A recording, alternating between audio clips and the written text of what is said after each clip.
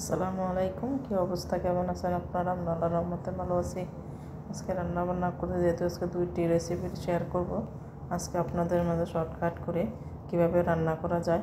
যেহেতু আমি মশলাগুলো কষিয়ে নিয়েছি, হলুদ, মরিচ, ধনিয়া, তেল, কাঁচামরিচ সব কিছু দিয়ে লবণ দিয়ে মিক্স করে নিলাম। মশলাটা ভালো করে কষিয়ে নিয়েছি। কষানোর পরে দেখেন তেল উঠে গেছে। তারপর এখন আমি দিয়ে দিচ্ছি চিংড়ি মাছ। যেহেতু আমি সবসময় চিংড়ি মাছগুলো ভেজে রান্না করি, কিন্তু আজকে আমি চিংড়ি মাছগুলো ভাজা ছাড়া রান্না করব। মশলার মধ্যে আমি দিয়ে কষিয়ে নিচ্ছি চিংড়ি মাছগুলো।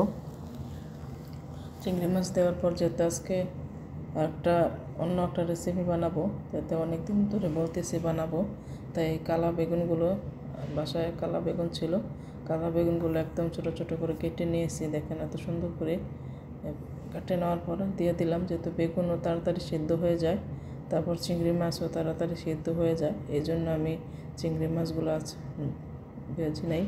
দেখেন তো কত সুন্দর হয়েছে, কালারটাও সুন্দর হয়েছে। এখন মিক্স করে নিচ্ছি কালা বেগুনগুলো। নেওয়ার পরে এখন কষিয়ে নেব, যেহেতু কালা বেগুন বেশি পানি দেওয়া যাবে না, কষানোর মধ্যে সিদ্ধ হয়ে যাবে। তাই কষানোর পরে আমি অল্প একটু পানি দিয়েছি। তারপর দেওয়ার পরে দেখে এত সুন্দর হয়েছে।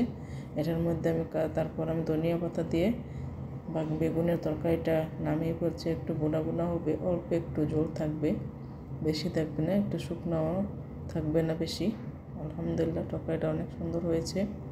তারপর এদিকে আমি চিকেন রান্না করতেছি একদম অল্প জাল দিয়ে। মেয়ে খানা খাবে, যেহেতু মাইমুনা জাল বেশি খায় না, তার জন্য আমি সব মশলা দিয়ে কষিয়ে নিলাম।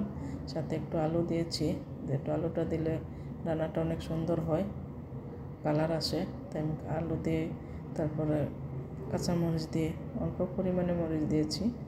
তো জাল খেতে পারে না, তো তাই রান্নাটা একদম হয়ে গেছে পারফেক্ট। দেখেন কত সুন্দর হয়েছে একদম অল্প সময়ের মধ্যে। তারপর আমি শুকনো মরিচগুলো ভেজে নিচ্ছি। শুকনো মরিচগুলো সরষের তেল দিয়ে ভেজে নেওয়ার পরে উঠিয়ে নিয়েছি। তারপর আমি দিয়ে দেব বাংলাদেশ থেকে নিয়ে আসছি চিংড়ি শুটকি। চিংড়ি শুটকিগুলো আমি প্রথমে ধুয়ে নিয়েছি, পানি দিয়ে ধুয়ে নিয়ে জড়িয়ে নিয়েছি। এখন আমি চিংড়ি শুটকিগুলো দিয়ে দিলাম, ভালো করে ভেজে নেব। যেহেতু শুটকিটা ভেজে নিলে অনেক টেস্ট হয়। অল্প একটু তেল দেওয়ার পর আমি একসাথে ভেজে নিচ্ছি।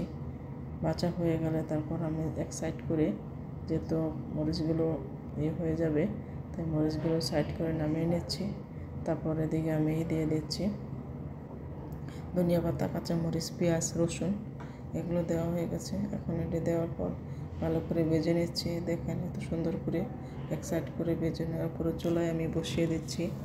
চুলায় বসানোর পরে এখন আমি ভালো করে মরিচ পেঁয়াজ সব সিদ্ধ হয়ে আসছে, এখন আমি বেটে নেব। তারপর ধনিয়া পাতাগুলো উপরে দিয়ে দিলাম।